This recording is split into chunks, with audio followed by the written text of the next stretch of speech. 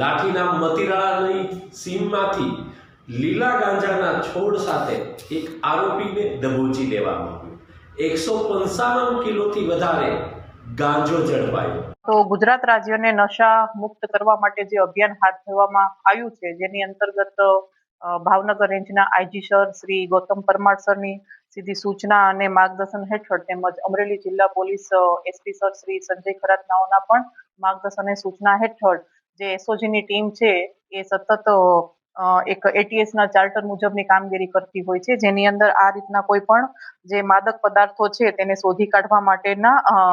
સતત કામગીરી કરતી હોય છે। તો જેની અંદર આ એસઓજીની ટીમ છે, જેને એક ચોક્કસ બાતમી મળી કે લાઠી વિસ્તારની અંદર એક મતીરાળા ગામની સીમ તરફ જવાના રસ્તે બાબુભાઈ ડેરની વાડી આવેલ છે, જેની અંદર ગેરકાયદેસર માદક પદાર્થ એટલે કે અહીંયા ગાંજાના છોડનું વાવેતર કરવામાં આવેલ છે એવી ચોક્કસ અને આધારભૂત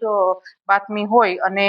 એસઓજી ટીમ દ્વારા ત્યાં આગળ રેડ કરતા એક ઈસમને લીલા ગાંજાના છોડ સાથે ઝડપી લેવામાં આવેલ છે અને આ કેસની અંદર જે પકડાયેલ આરોપી છે, જેનું નામ છે છનાભાઈ હરિભાઈ પંચાલા, જેની ઉંમર વર્ષ છે 50 અને ધંધો મજૂરી કરે છે અને જોગાણીનું કેરાળા નવા પ્લોટ વિસ્તાર તાલુકો લાઠી જિલ્લો અમરેલીના રહેવાસી છે। અને આ રેડની અંદર જે પકડાયેલ મુદ્દામાલ છે,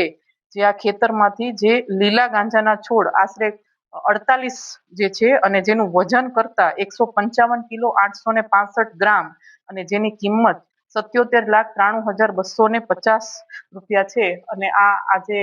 જે રેડ છે એનો જે કેસ જે છે એ લાઠી પોલીસ સ્ટેશનમાં ફાઇલ કરવામાં આવ્યો છે અને આગળ જે કઈ પ્રોસિજર છે એ તપાસ આગળ ચાલુ છે।